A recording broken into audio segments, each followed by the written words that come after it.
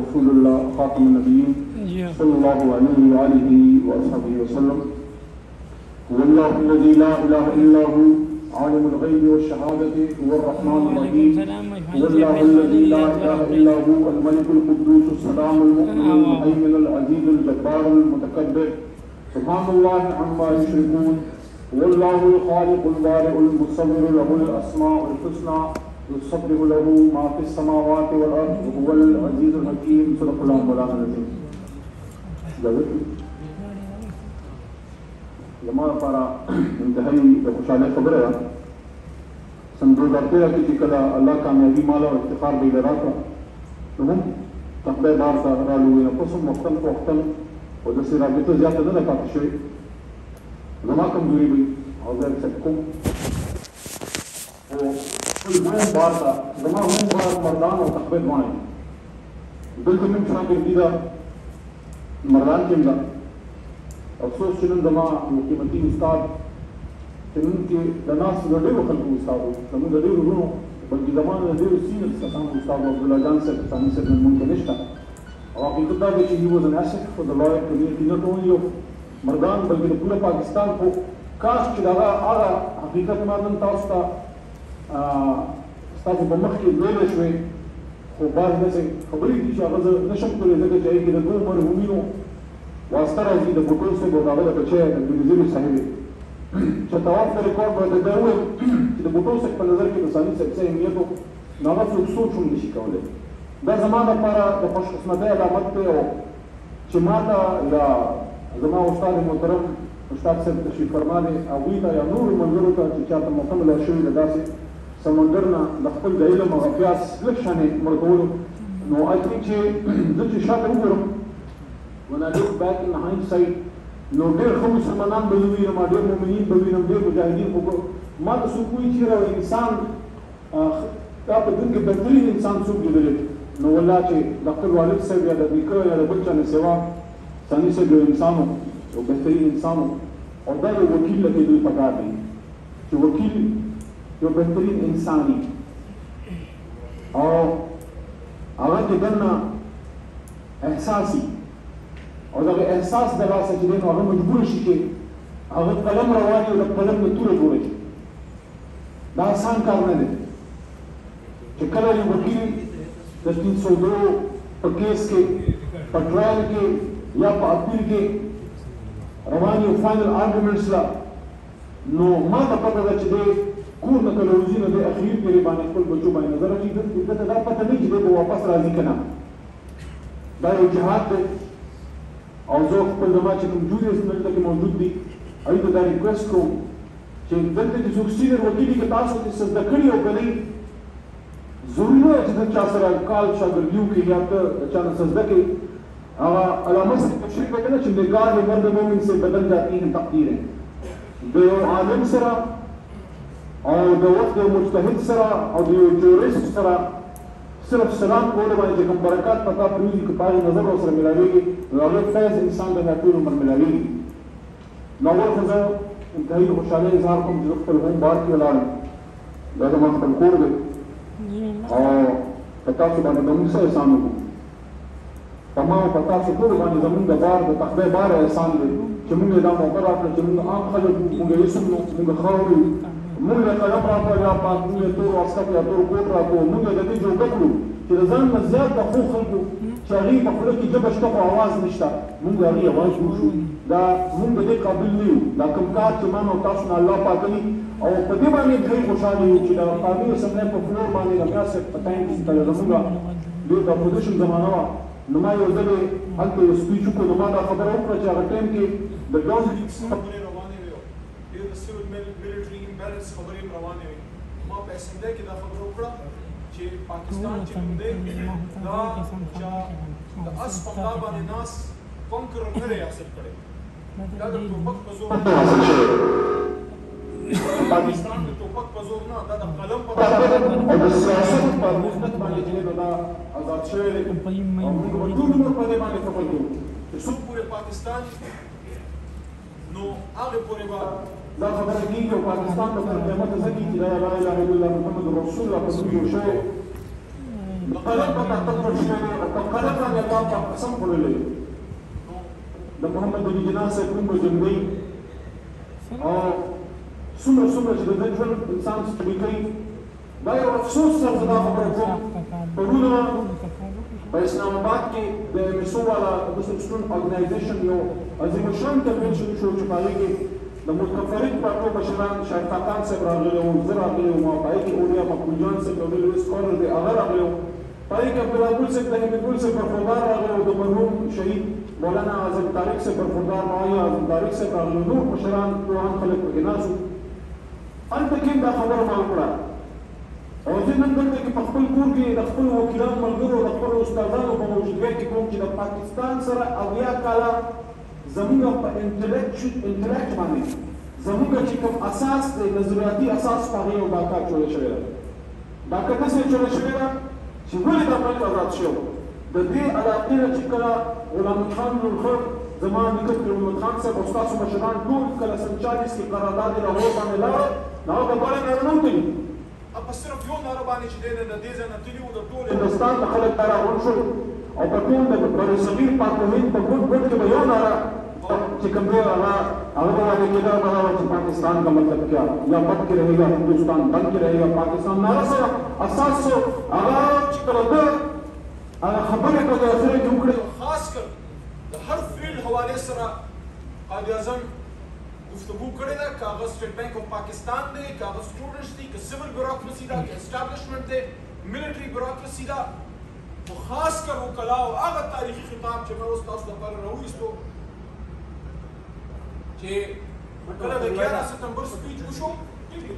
کله چې د 11 سپتمبر سپیچ وشو نو خلکو یو عجیبه غوندې کې غلغله جوړه کړه یو کنفیوژن یې خورول شروع کړ چې maybe Pakistan is going to become a secular state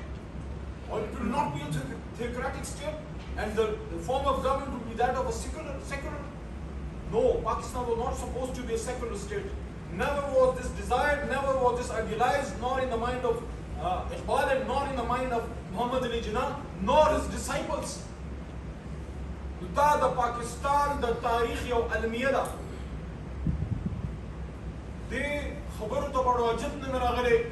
کوم چې زمونږ په دې ګاونډ کې 20 کاله سبیسر او سامان هغه د بدر د شهیدانو باقیاتو چې کوم تاریخ اوس رقم کړی دی موږ کتابونو کولو عجب نشته چې په تاریخ کې موږ وایو چې په بدر کې څه شي وو یا په خیبر کې څه شي وو هغه تاریخ دلته دوهراو کو چې نهته کسانو چې کوم دین هغې د دنیا تاغوت لملا ماته کړی او لس ځای ولا ماته کړه خو دا به نه وی شوی که پاکستان خپل اساس حاصل کړی وی ځکه چې په 1942 کې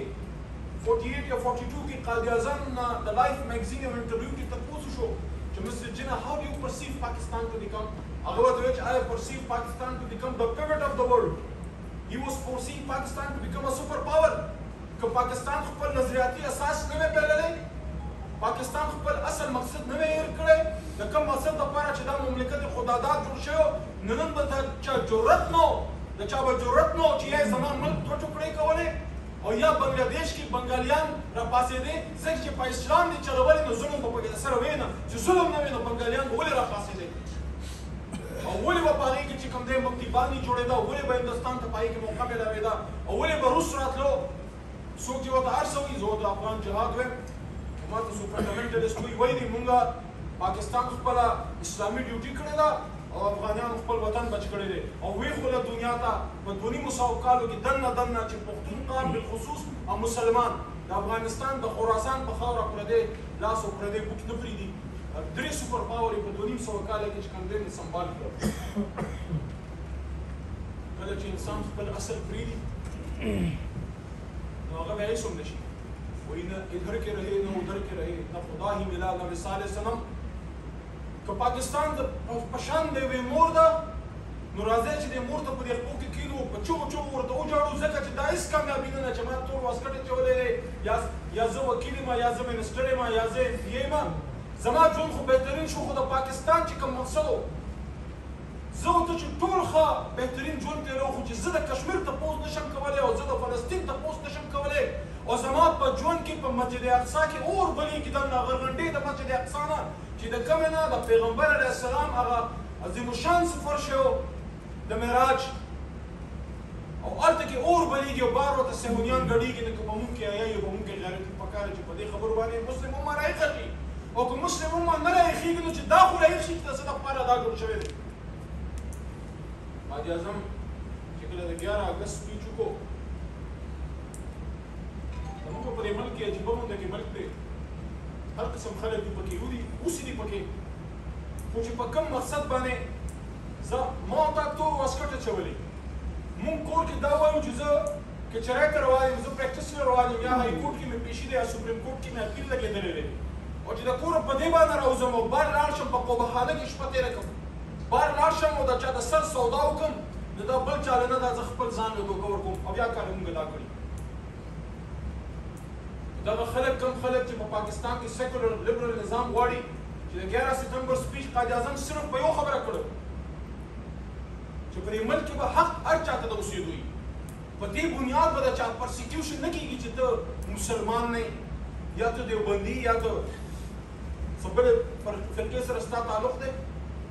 یا ته سني یا ته شیعي. Nobody will be persecuted because of his religion or faith. ټولو ته ازادي ده چې جومات ته ځي لمونځ کوي او په کلیسا کې خپل عبادت کوي او هر بلا کوي. We're allowed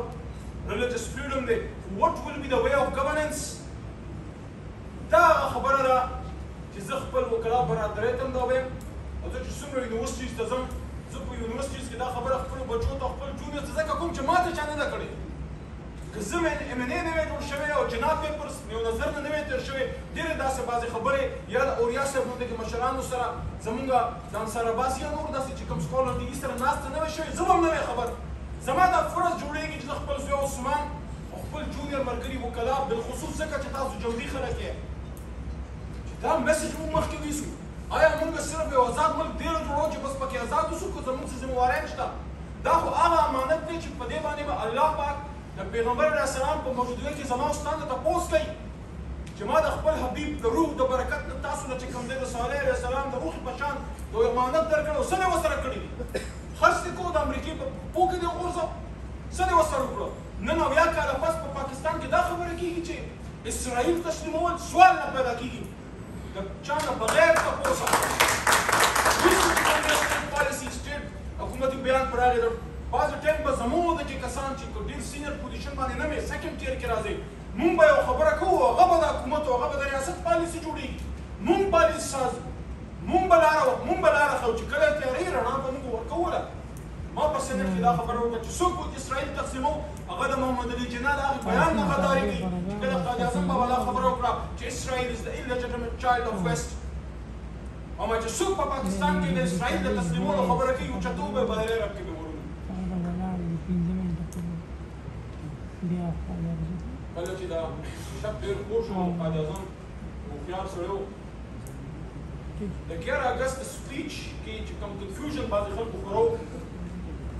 مونږ اوس وایو 5th جنریشن وار دا د پاکستان خلاف د پخوانه د 5th جنریشن وار دی نو په 25 جنوري 1948 باندې کراچي بار اسوسییشن ته قائد اعظم یو سپیچ وکړو and I would request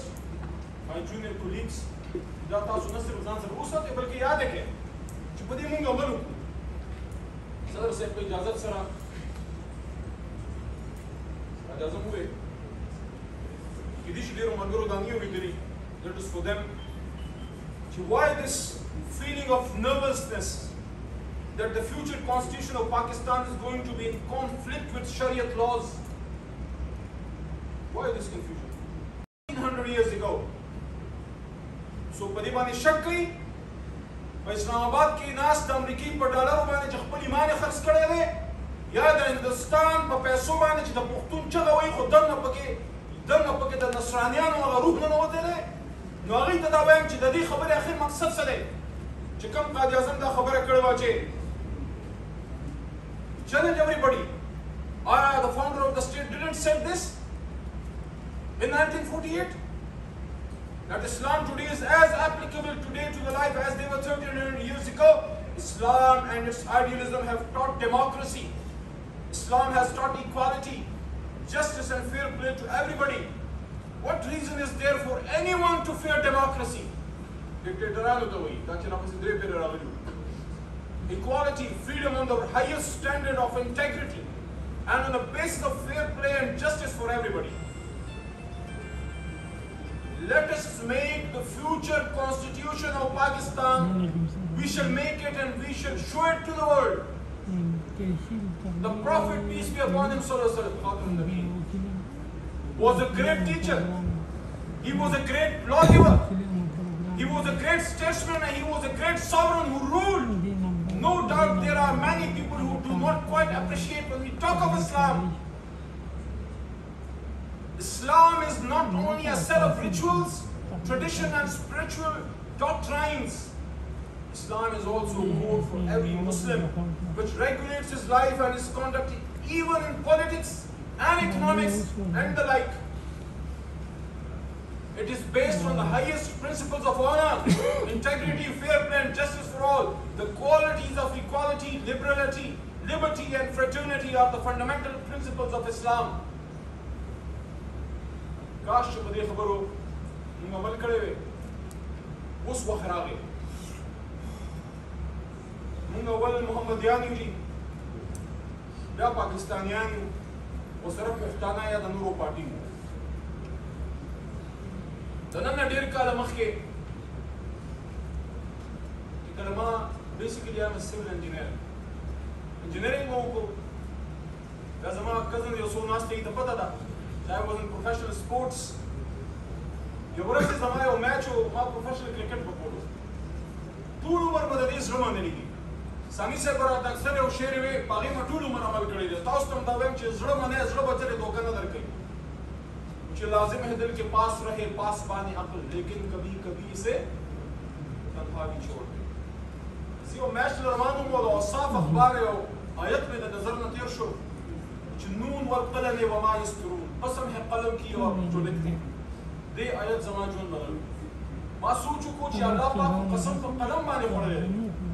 بیٹ یا په بال یا په نور څه شي نه دی خوړلی That was the day when I came back to education engineering ته واپس رالم زموږ په انجینرینګ کې تېره کړه د جونیرز ته دا ویل غواړم هغه وخت به هم خلکو په ما پسې خندل چې ته انجینرینګ پرېږدي او ته اوس وکالت ته ځې دا هغه ټایم و چې کله وکالت به هغه شان هایسټ اف د پروفیشنز نه کنسیډر کېدو یا میډیکل پسې انجینرینګ زما زړه کې دا خیال راغی چې کله ما په دې خپل سیول په دې فیلډ کې سیول انجینرینګ کې کرپشن ولید دا د تخبیه پول په دې څه یو اسوسییټ یو جونیر انجینیر وم ما ته پته چې دې په دې پولونو کې څه کوي څه مو نه شو کولی نو ما ته دا خیال راغی چې یاره زه اوس زه د الله شکر ادا کوم او تاسو ته هم دا وایم چې الله نه غواړئ چې الله دله لاره درکړي او کامیابي درکړي په دې خپل فیلډ کې درکړي لکه دا خیال راغی چې یاره په دې ملک کې دومره ظلم دی آیا دا به په پولونو جوړولو دا ملک ته ټیک کړي That was the day when I took decision I need to take pen and fight. There are two ways to fight, either with a AK-47 or with a gun. هغه ورځ موږ بیا د وکالت قلم ما راواغست او شکر دی چې استادان او داسې بار مشتاق صاحب ته استادان لطیف افریدي لالا غونډه کې استادان زموږ خوشقسمتي ده چې موږ د داسې یو فیلډ سره تعلق ساتو زه خپل جونیرز ته ملګرو ته دا ویل غواړم چې د دې پیشې قدر وکړئ د کتاب سره دوستي وکړئ بیا د خپل استاد محترم خبره کوم چې هغې مې ویل چې ته د کتاب سره دوستي وکړه دا به تا په خپل کنټمپرریز کې ممتاز کړي د کتاب سره دوستي پکار ده او مونږ چې په کومه پارټۍ کې وي زما یاد دي 2011 کې زه پی ټي آی ته لاړم زما استاد محترم د دې خبرې ګواهي کولی شي زما ملګري چې کوم کزن د وړوکوالي ناست دي دا ویلی شي زه د سیاست نه دومره ډېر یم څومره چې اوبه د اوړه ډېر هغه میټینګ کې اولني میټینګ کې دا خبره وشوه دا خبره زه په یو مقصد تاسو ته کومه دي د ځان د تعریف لپاره نه کوم چې هغه میټینګ کې زمونږ د مردان د آی ایل اف بار زمونږ د آی ایل اف ملګري ناست دي صدر صاحب نور زمونږ سینیور وایس پرزیډنټ ملګري ټول زما اولنی میټینګ و هغه ټایم زمونږ صدر دی ملګرو ته به یاد وي عامر رفیق خان مشواني صاحب ته پېژني عامر رفیق خان زمونږ صدر و هغه داسې ډېر انټلیکچوال سړی و دی نو پکې دا خبره وکړه وایي که خپل سټایل کې خبرې مې کړ وایي که چې د عمران خان هم هغسې ثابت شو چې څنګه دا موږ چې د موږ به بیا دا پارټي پرېږدو زه ناست وم زما اولنی میټینګ و ما لاس اوچت کوم زه خبره کولی شم زه ستاسو نوی ممبر یم وایه ته څه وایې ما زه دا وایم چې اول خو به موږ عمران خان سره ولاړ یو او خو خدا نه خواسته خان صاحب هم هغسې شور څنګه چې نور و د هغه نه موږ نه هغه به پارټي پرېږدي دا نوجوانانو د خپل ژوند چې د پارټۍ له یو تحریک له ورکړی چا چې د بوټور صاحب سره ځواني لګولې یا چا د مفتي محمود صاحب سره هغه د انسانانو سره نه یې لګولې د سوچ سره لګولې موږ د سوچ سره ملګري یو نو زه ټوله ملګري چې دلته کې څومره ملګري ناست دي د نورو پارټو هم ناست دي تاسو ته وایم چې وکیل کې دا دم چې هغه آزاده خبرې کولی شي په خپلو پارټو کې دا به زموږ یو عهد وي چې موږ به ریشه او د ریشه وایو او موږ به دا انشور کوو چې په دې پولیټیکل پارټیز کې ایجوکیټډ خلک بالخصوص وکلا مخکې لاړ شي سینیټرز شي ایم ایل ایز شي ایم پی ایس شي هغې قانون ساز ادارو ته موږ ولیکو د شان یې سپورټ کړو چې د هرې پارټۍ کسي خو که وکیل یې پکار دا ده چې ایماندار یې ټیک سړی چې موږ هغه سپورټ په مین اردو باندې راشي قابلان خلک موږ زه اوس چې کوم پارلیمنټري کمیټي آن ججز د هغې کې یم زما بھرپور کوشش دا وي چې خاص کر د بلوچستان یا زموږ د خیبر پښتونخوا نه یا د انټیریر سند نه مخکې ورځو کې یو کیس موږ ته د انټیریر سند راغی یو وکیل صاحب د های کورټ اپروپوز شو د های کورټ د ججۍ لپاره نو کریډنشلز کې لږ کمي راتلو ما د هغه لپاره دا ارګومنټ کېښودو چې صاحب تاسو ما ته دا ووایه چې د انټیریر سند نه به څومره کسان اټلیسټ دې ته کوالیفای کړي چې هغه جوډیشل کمیشن دغه نوم موږ ته مخکې راولیږي ډېر کم به وي نو اوس ده سره لږه دا ګزارو کې خیر دی که دې نه کم وي دې تاسو سپورټ کې د ده په نقش قدم باندې به شل کسان نور د انټیریر سند نه راوځي او هغوی به سپیریئر جوډیشي ته سند ته چې کوم دی نو هغوی به الله تعالی به الیویټ کړي موږ به انشاءالله خپل جوډیشري چې کوم زموږ چې کوم لایر فرټرنیټي دی هغه موږ سپورټ کوو ځکه چې موږ پاکستان جوړ کړی دی موږ یې په بچکولو باندې د ټولو نه انشاءالله ښه پوهېږو د خدای بار د مسایلو چې څو پورې تعلق دی نو دا څنګه چې تاسو به د افتخار به یې د سپیچ نه آیډیا ګیس کړي دا د هغه حلقه ده زما حلقه ده دا زما کور دی او موږ د دې کور بچي یو څوک به جج جوړ شي تاسو کې به څوک های کورټ ته الیویټ شي څوک به سپریم کورټ ته ځي څوک به چې کوم دی نور فیلډز کې به زموږ نور کشران لګیا دي موږ د دې خاورې بچي یو چې په کوم ځای کې موږ د دې خاورې له خیر راوړو دا د یوې ورځې خبره نه ده چې نن موږ اعلانات وکړو اعلانات مشواني صاحب وکړو چې تاسو د دې علاقې لپاره چې کوم د کاټلنګ بار دی د مردان چې کوم زموږ بار دی نو هغه فروغ نسیم صاحب سره کیس ما پلیټ کړو خپل موږ د دې بار هم پلیټ کړو هغه ټایم کې په ډاکومنټس کې سلیکشن مسله راغلی وه د هغې هغه چې ډاکومنټس کوو نو هغه په جولای کې موږ هغې ته خپل امانت هلته کې هینډ اوور کاټلنګ بار ورسره نور هم دې خوا د هزارې سایټ ته د بعضې بار چې چا زه پېژندم دیر سایټ ته ټولو ما ته اپروچ کړو ستاسو امانت ما سره فروغ نسیم صاحب واده د 1 جولای کړې وه نو انشاءالله تاسو به موږ انوایټ کړو اسلام آباد ته چې کله سیشن وي نو تاسو به سیشن هم وګورئ هلته به افیشلي د حکومت طرف نه انوایټ شئ ستاسو لنچ ټیم یې څه چې حساب کتاب یې ښه په عزت باندې او فروغ نسیم صاحب ته ګورو چې په لا ډویژن کې ښه په عزت باندې زموږ هلته کې ښه ټیک ټاک پروګرام وشي او ورسره کوشش به دا کوم چې کوم نور بار ته هلته نه هغې کوم اماونټ ورکړی چې هلته زه لږ انهانس کړم ځکه چې ما په خیال فیډرل چې دی 5 لک روپۍ څه دومره خاص شی نه دی پکار چې هغه هغې لږ انهانس کړي دلته دی دغه خبره تاسو وکړه د جومات د سولرایزیشن شو تاسو موږ محمود خان صاحب ماشاءالله زبردست پروجیکټ شروع کړي دي او افتخار به یې موږ سره مینه کوي او الله دې عزت کړي ستاسو د جومات چې څومره سولرایزیشن پاتې دی هغه زه د خپل او د ایم پي صاحب د طرف نه اعلان کوم چې هغه به موږ انشاءالله کمپلیټ کړو او دلته کې څه ډیمانډ او تاسو به نو کړی خو ما ډاکټر صاحب نه تپوس وکړو نو هغې دا وایي چې موږ سره یو 50 ټرانسفارمرې دي خو زړې دي زموږ به د خپل طرف نه یو 100 ټرانسفارمر تاسو ته بل ګفټ کړو نو دا به ټوټلي به 200 شي لکه 50 یو 50 بل ستاسو اولرېډي دي یو 100 ټرانسفارمر به موږ د خدای بار ته ګفټ کړو نو دا به ستاسو ټوټلي 200 ټرانسفارمر شي دلته کې انشاءالله دا تقریبا 4 شپږ کال لپاره کافي دی که بیا چې د ضرورت و تاسو محسوسول نو 100 بیا به 200 دلته چې کوم د بجلۍ خبره محترم صدر صاحب وکړه دلته کې موږ د سرچ لایټس او دا پکار دي هغې کې به تاسو ما ته یو اپلیکیشن د بار طرف نه راکړئ او زه افتخار به یې وکړو که ما د خپل فنډ نه کولی شو مشواني صاحب او که موږ وزیر الله صاحب نه په دې باندې چیف منسټر ډایرکټر راولو دا ډېر لوی پروجیکټ نه دی چې کې موږ هغه نه زیات تکلیف ورکړو خو هغه نه به موږ د آفس نه موږ انشاءالله منظور کړو د هغې سره سره ما صدر صاحب نه دا تپوس هم وکړو چې آیا موږ دلته کې فیل کوو چې موږ ته دلته کې د ججانو چې کوم دی زموږ بینچز چې دي نو هغه یو بینچ دوه سیوا شي هغوی چې بالکل دلته کې ډېر زیاته پینډنسي ده هغه سلسله کې به رشید صاحب سره محترم چیف صاحب سره به زه خپله هم رابطه هلته به وکړم او صوبایي او مرکزي ګورنمنټ منسټرز ته به زه ریکویسټ وکړم چې افیشل موږ چیف جسټس صاحب په کانټیکټ وکړو ځکه چې بیسک اختیار د هغې دی خو چونکې یو ریاض سره زموږ سینیر هم پاتې شوی ځکه چې د فکر الله سره زما کله شاګردي وه نو هغوی چیف صاحب ما هارون منشن کې به د هغې ما هغه زمانه کې وکالت و بلکې علي صاحب چې و د هغې هغه زمانه کې هلته کې وکالت نو ډېر اوس هغه سینګر دي چې مونږ ورته سلام دعا کول اوس ماشاءالله هغې ججان دي بلکې لطیف لاله دا خبره ما ته کوله چې یاره د سیاست ته چا لېږلی خو د سیاست غونډه کې سړی دی چې لږ مو د ما سره نور پاتې شوی د هایکوټ جج بدله جوړ شوی بهرحال الله تعالی څه نور څه لیکلي دي زه اخره کې بیا که څه خبره بعضې پاتې شوي نو داسې پاسنامه وزواله زه افتخار به مونږ سیم صاحب سره کېږو څه چې د صوبې نه کېږي څه د مرکز نه کېږي او زمونږ تعلق داسې دی چې دا مونږ یو بل سره داسې یو نو دا د یوې ورځې خبره نه چې مونږ اعلان وکړو بس بیا به مونږ به مستقل څنګه یو وړوکي وړوکي شی راځي او به مونږ راوړو بالکل سلیبریټ کوو په دې کې به پارټۍ نه وي په دې کې به نون پي ټي آی او د جمعیت جماعت نه وي دا به زمونږ د خپل د کور یو مجلس وي او په هغې کې چې څنګه راپیدا کولی شو څه راوړی شو څنګه چې افتخار به یې وي چې زه د بار نه ماته څه میلاوېږي نو زه یې مردان نه راوړم انشاءالله زما او د ده مشترکه حلقه ده او به مونږ راوړو زه په اخره کې د اس ام ظفر صاحب په دې دعا باندې ستاسو نه اجازه غواړم چې د هغه یو مشهور کتاب دی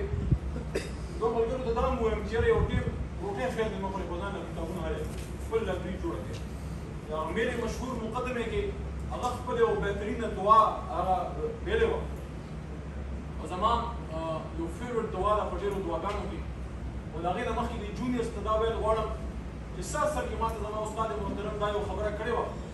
چې زه کله مردان ته وکالت له راغلم ثاني صاحب راته ویل نو چې ما یوه ورځ دوه درې پس وکالت پرېښود کور ته لاړم او ډېر زیات ډیپرس وم ما چې په کچېرۍ کې کوم ظلم ولیدو کوم خلک تکلیف ولیدو ډېر حساس سړی و نو زه ما وکالت پرېښودو ما پسې زما استاد محترم د هغوی استاد کس راولېږو منشي چې ته ثاني ته ووایه چې دی راشي دې ولې وتښتېد ما ورته چې سر زه نشم برداشت کولی دا تکلیف د خلکو دا مسایل زه نشم لیدلی ما ته چې ثاني دی خو راشه کښېنه دا زه دې جونیرس ته ملګرو ته ویل غواړم چې ما ته دا خپله خبره ده استاد محترم 10-12 کاله بلکې زیاته شو 14-16 کاله زما خبره چې ما ته یاده ده ثاني صاحب ما ته ویل چې ما د خپل استاد وویل چې بچې داسې کار دی چې ته میدان مه پرېږده ښه ته به دلته کې ناست یې تا سره به یو کیس هم نه وي خو یو کس به راشي چې د هغه به سیللې ګرېوان وي او هغه به خیال بیخ وي او دا نه چې هغه سره به د فیس پیسې نه وي غریب به وي خو په دې وجه به څوک کیس نه اخلي چې مخامخ به ورته ډېر لوی خان یا چې د علاقې یو ډېر لوی نامور سړی وي د هغه د یارې به څوک کیس نه اخلي نو ته به د خیال بیخ وي او سیللې ګرېوان باندې کس کیس والې ستا دا تمنا به پوره شي هغه ورځ به چې زه د وکالت فیلډ ته واپس رالم ما ورته ویل چې الله پاک هم طاقت راکړی دی موږ یې د پاکستان په صدارت هم نه بدلو موږ یې د پاکستان په وزارت عظما هم نه بدلو موږ یې صرف په یو خبره بدلو د جنت په قیمت یې بدلو په ایمان چې په یو شي بدلو نو اس ام ظفر صاحب په دې دعا تاسو ته اجازه غواړم چې مفهوم بیا ولویم او دعا په اخره کې وویل چې یا الله کوم ځای ته چې مې بوځې په ریښیاو سره مې بوځه کوم ځای ته چې مې بوځې په ریښیاو سره مې بوځه او بیا مې چې واپس د هغه ځای نه راوباسې په رښتیا مې راوباسه او ما نه راکړه د خپل طرف نه